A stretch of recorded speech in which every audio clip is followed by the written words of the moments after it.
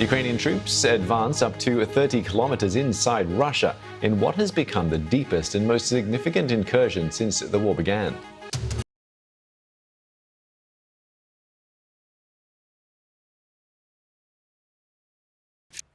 Residents of northern Ukraine are reporting a flow of military vehicles through the Sumy area heading towards the Russian region of Kursk.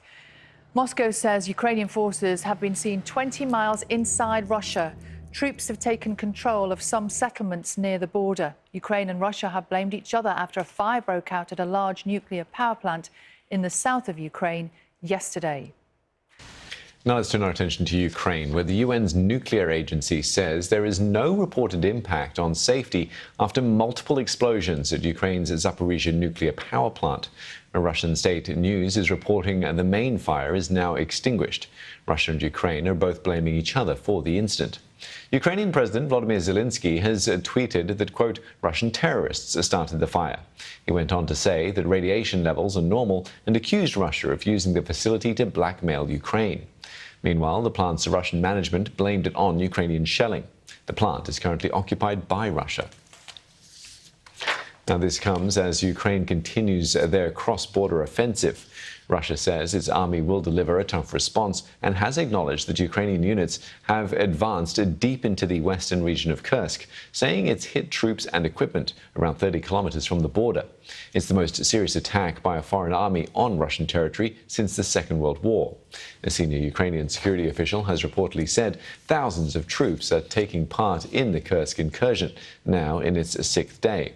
In his nightly address, President Zelensky said the incursion was a response to Russia launching almost 2,000 cross-border strikes at Ukraine's Sumy region over the summer. Overnight, at least 2 people were killed near Kyiv as Russia carried out missile and drone attacks in 6 regions of Ukraine.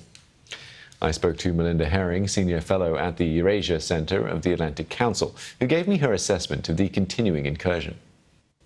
So I think Zelensky has a number of reasons, and he hasn't made them apparent, so we're only speculating. But it was only a week ago that the headlines said that Moscow was on the march and Ukraine was on its back foot in the Donbass. So this incursion into Kursk is a way to show the capability of the Ukrainian army, and it's a way to change the headlines. So I think that's one piece of it. Others have speculated that the Ukrainians want to seize Russian territory in exchange for a potential negotiations. That's another hypothesis. All these are guesses, though. But I think in general, we can conclude that the Ukrainians are not just going to sit on their haunches and wait for the Russians to attack. They have to have these sort of asymmetrical responses in order to change what had been a pretty bad situation for the Ukrainian side.